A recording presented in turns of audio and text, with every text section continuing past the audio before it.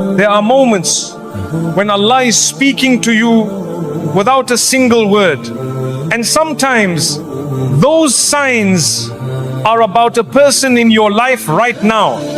Someone who smiles, supports you, maybe even loves you, but Allah knows something you don't. What if I told you there are clear warnings in your heart and your life that say, this person will harm you? Get away! Most people ignore them until it's too late. You will not, because today we uncover every single one. Your heart feels heavy and unsettled. The most beautiful gift Allah gives us is the quiet whisper of the heart, that gentle unseen voice that no one else can hear but you. It is not loud, it is not forceful, it is gentle yet so persistent. You know it, that feeling deep inside when something just doesn't feel right. You cannot explain it to anyone. You can't show it in words or prove it with evidence, but you feel it.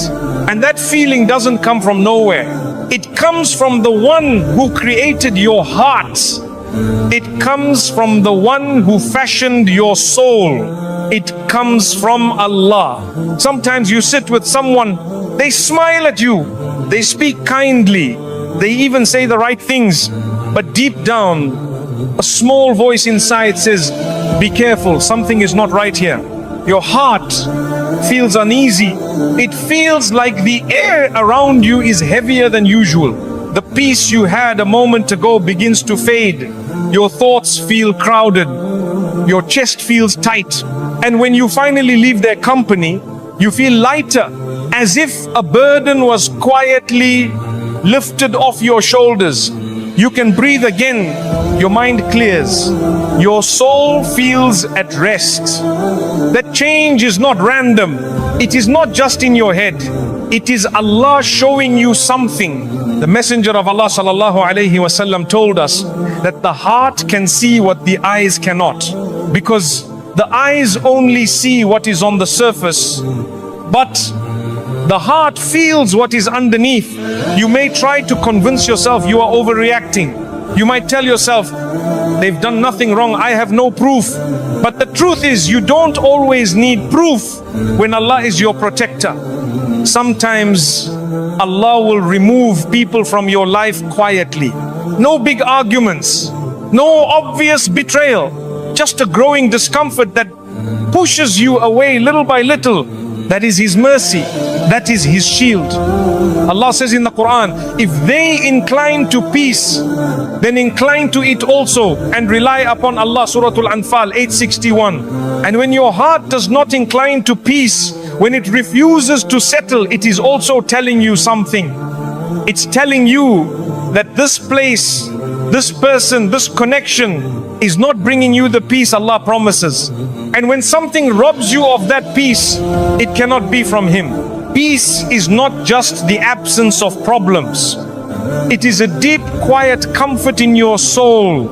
It is the type of ease that allows you to breathe without fear, to speak without guarding every word, to pray without distraction. When you are with the right people, your heart feels safe. It opens like a flower in sunlight. It remembers Allah more easily. It feels encouraged to do good. But when you are with the wrong people, something inside begins to shrink. You laugh less, or you laugh in ways that feel empty. Your mind is restless. Your ibadah becomes harder. Your du'as feel heavy. And maybe no one else sees it. Maybe to the world, they look like the perfect friend, the perfect partner, the perfect helper. But Allah has allowed you to feel something deeper, something hidden, because He wants to protect you. My dear brother, my dear sister, never dismiss these small alarms. They are often the first layer of Allah's protection. They come before the big warnings. They come before the clear danger. They come when Allah still wants to give you the chance to step back without harm. How many people have ignored that feeling and later said, I knew something was wrong, I felt it from the start, but I stayed. Do not let that be your story. When Allah warns you once, do not ask for Him to warn you twice. Sometimes your heart will whisper, This person's words are sweet, but their energy is bitter. This person's smile is bright, but their intentions are dark. This person's company feels warm now, but their path will lead you to coldness.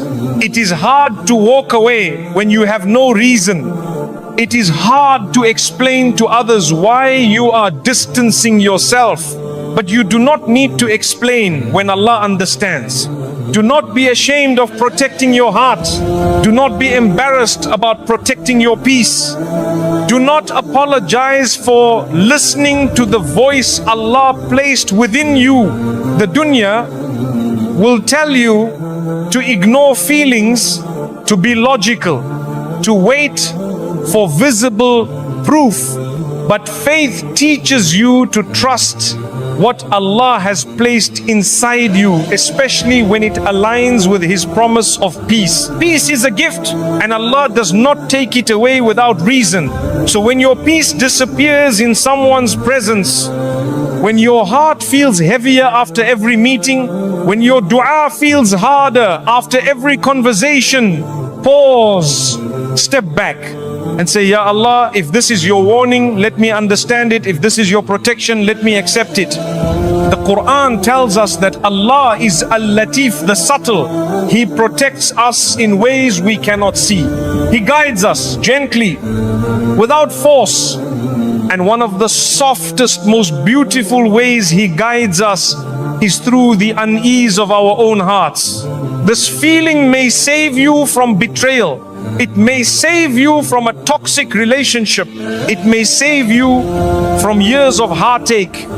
It may save your iman. Some people pray for Allah to show them the truth, and He does not in visions, not in dreams, but in the simple heaviness of a moment, in the quiet restlessness after a meeting, in the sigh you breathe without knowing why. That is truth. That is protection. That is mercy. So the next time your heart feels unsettled, do not push it aside. Do not silence it. Do not cover it with excuses. Instead, pause and listen, because your heart may be hearing what your ears cannot. Your soul may be seeing what your eyes cannot. And Allah is always speaking to those who are willing to listen. They pull you away from your deen. There is something Allah has placed inside you that is more precious than all the wealth in this dunya. It cannot be bought. It cannot be stolen unless you hand it over. It is your iman. It is your connection to Him. It is your deen. This is not just a part of your life, it is your life. It is the rope between you and Jannah. It is the bridge between your short time here and your eternal home there. And sometimes, without you even noticing, certain people start loosening your grip on that rope. They don't come and cut it in front of you. They don't openly say, leave Allah, stop praying, stop believing. No. It is far more subtle than that. It begins small, a little delay here, a skip prayer there. I will read Quran tomorrow that never comes. You don't notice it at first because they still smile. They still speak nicely. They might even use words of kindness, but slowly, very slowly, your heart changes. You used to pray as soon as the adhan was called. Now you wait. You used to feel joy when hearing the Quran. Now you feel distracted. You used to crave gatherings of dhikr and reminders. Now you think, maybe next week. It doesn't happen overnight. Shaitan doesn't work like that. He is patient. He will take you step by step until one day you look back and realize you are far from where you once stood. And here is the hardest part sometimes. The person pulling you away doesn't even mean to harm you. They may love you. They may care for you. They may think they are helping you enjoy life. But good intentions don't change harmful effects. If their company makes you remember Allah less, if their influence makes you delay your salah, if their presence makes haram seem smaller, then you are being pulled away from the very thing that gives you life. Allah warns us clearly in the Quran, O you who have believed, let not your wealth and your children divert you from the remembrance of Allah, and whoever does that, it is they who are the losers. Suratul Munafiqun 63:9. The verse mentions wealth and children, but it's not limited to them. It's about anything or anyone who diverts your heart from Allah.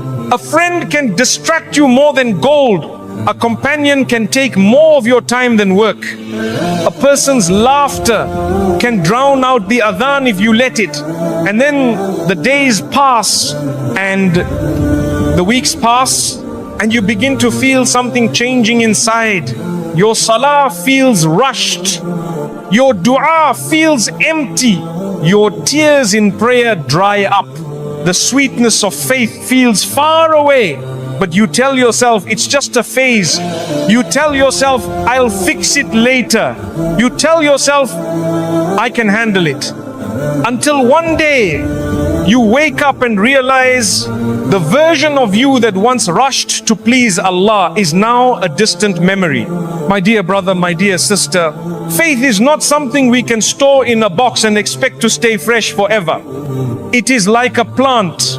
It needs watering, sunlight, protection. And the people around you, they are either feeding your iman or starving it. If you sit with those who love Allah, your iman will grow without you even trying.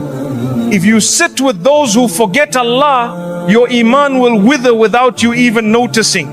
The Prophet ﷺ said, a man follows the religion of his close friend. So each of you should consider whom he makes his close friend. But Abu Dawood, this is not just advice, it's a warning, because hearts are mirrors. We reflect what we are close to. If you walk with people running towards the akhirah, your steps will naturally follow them. If you walk with people chasing the dunya, they will pull you with them, even if you tell yourself you won't go too far. And this pull, it often feels harmless at first. You laugh more, you relax more, you tell yourself you are just enjoying life. But enjoyment that makes you forget the one who gave you life is not enjoyment. It is a slow, sweet poison. I have met people who said, I didn't realize how far I had gone until I couldn't feel salah anymore, until Quran felt like a stranger, until my heart felt empty. And when we traced their steps backwards, it began with the company they kept. It began with the voices they listened to. It began with the people they gave their time to. Shaitan knows he cannot make a believer leave faith overnight. So he works to surround you with those who make your faith feel less important. Those who plant small seeds of laziness. Those who tell you, don't be too extreme.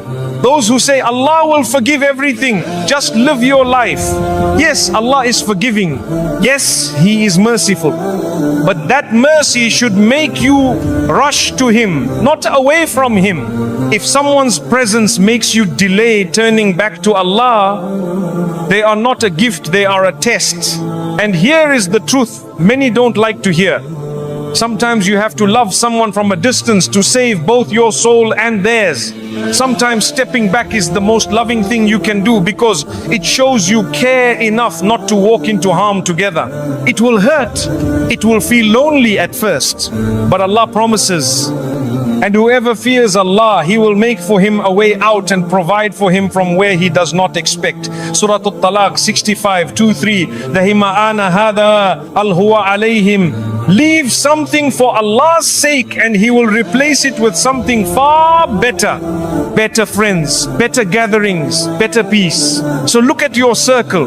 Who in your life makes you love Allah more? Who reminds you of the akhirah? Who helps you guard your salah? And who makes you forget?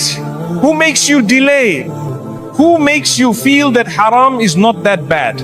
Don't hate them. Don't curse them. But protect yourself. Make dua for them. Show them kindness. But if you must choose between their company and your connection to Allah, always choose Allah. Because the day is coming when you will stand before Him alone. no friends, no crowds, no company to answer for you. And on that day, you will wish for the companions who kept you firm, the ones who encouraged you to pray, the ones who reminded you of Jannah, the ones who held your hand away from sin and towards the mercy of Allah. May Allah make us among them.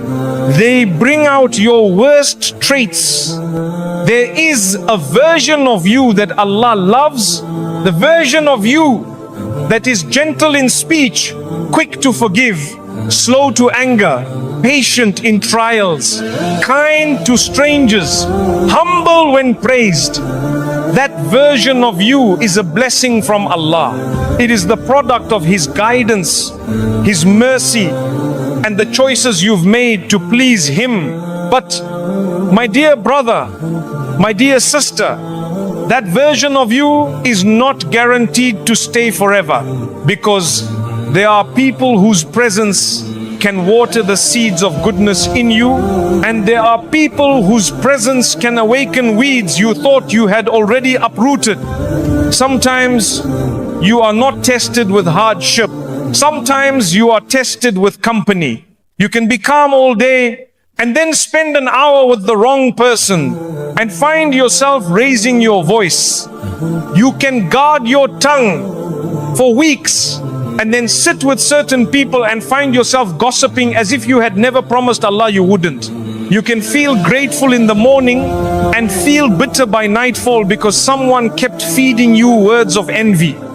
This is not always because you are weak. It is because hearts are mirrors. They reflect what they are closest to. The Prophet Muhammad sallallahu alaihi wasallam said, the example of a good companion and a bad companion is like that of the seller of musk and the blacksmith.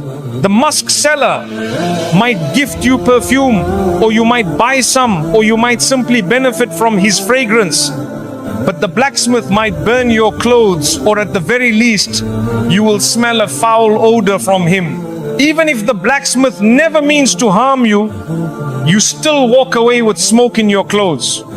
Even if the musk seller never speaks to you, you still walk away smelling sweet. This is the power of environment. We sometimes underestimate how much of ourselves is shaped by the people around us. We think, I can handle it, I won't change. But the reality is, the more time you spend with someone, the more your heart aligns with theirs, whether you notice it or not. And the most dangerous kind of influence is the subtle kind, the kind that doesn't feel dangerous at first. It begins in small ways. They make you laugh at someone else's flaw. They encourage you to speak your mind when speaking your mind really means speaking without mercy. They tell you to be strong when they actually mean don't forgive. And each time a small seed is planted, a seed of arrogance, a seed of impatience, a seed of bitterness, and seeds, they grow. They grow faster when they are watered, and the people around you, knowingly or unknowingly, can water the wrong seeds in your heart. One day, you might look in the mirror and realize you don't recognize your own reflection. You speak sharper than you used to. You trust less. You complain more. You look for faults before you look for goodness. And it's not because your heart was always like this. It's because you allowed company into your life that made your worst traits feel normal. Allah warns us about this through the voice of regret in the Quran. Oh, woe to me! I wish I had not taken that one as a friend. He led me away from the remembrance after it had come to me. Surah Al-Furqan 25, 28, 29. This verse is not about one bad day.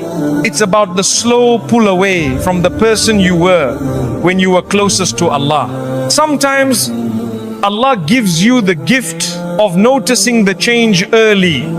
You feel heavier after conversations. You feel more impatient with your family. Your prayers feel rushed. Your heart feels less soft. That is Allah saying to you, pay attention. This is not the path I want for you. It doesn't mean you hate the person. It doesn't mean you look down on them. It means you value your soul enough to protect it. Because if someone's presence feeds your worst traits, it will starve the parts of you that Allah loves most. Think of your heart as a garden. Inside it are flowers, patience, humility, mercy, gratitude. Inside it are also weeds, anger, pride, envy, harshness. Every person in your life is either helping water your flowers or your weeds. And weeds grow quickly. They spread. They suffocate the flowers if you let them. This is why wise people are careful with their circles. Not because they are arrogant.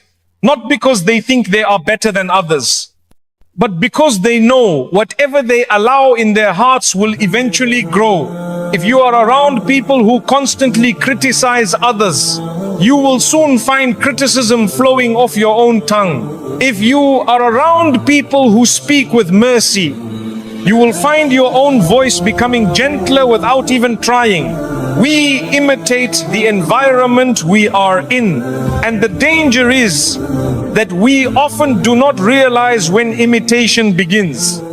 That is why protecting your inner self sometimes means creating outer distance. It's not always about cutting ties completely. It can mean spending less time in certain spaces. It can mean keeping some conversations lighter, less personal. It can mean saying no when invited to situations that you know will trigger the parts of you you're trying to heal. It can also mean surrounding yourself with people who will challenge your worst traits. Those who will say, calm down when anger rises. Those who will remind you, let it go when your pride resists. Those who will quietly guide you back to patience, forgiveness, and humility. My dear brother, my dear sister, never trade the version of yourself that Allah loves for the comfort of blending in. Never bury your better self to keep company with those who prefer the worse in you, because on the day of judgment, you will stand alone. Your friends will not answer for your words. Your circle will not carry your deeds. It will just be you, your character, and the one who sees it all. And when Allah looks at you on that day, let Him see the version of you that He guided, that He loved, that He nurtured. Guard that version. Protect it from environments that choke it. And if you must walk away to save it, walk away with dignity, with dua, and with trust in Allah. Because whatever you give up for His sake, He will replace with something better in this world and in the next. Repeated obstacles arise in their presence. Sometimes Allah speaks to you without sound. No voice you can hear. No letter written in the sky. But He speaks through patterns, through things that keep happening. Again and again and again. You notice it even if you don't want to admit it. Every time you try to move forward with someone, something gets in the way. You plan, but the plan falls apart. You try again, but something unexpected stops you. You prepare more carefully, but the door still closes. At first you think it's just bad timing. Then you think it's just bad luck. Then you tell yourself, maybe I'm not working hard enough. But my dear brother, my dear sister, sometimes it's not bad luck. Sometimes it's protection. You see, Allah is Al-Hakim, the All-Wise. He sees what you cannot see. He hears what you do not hear.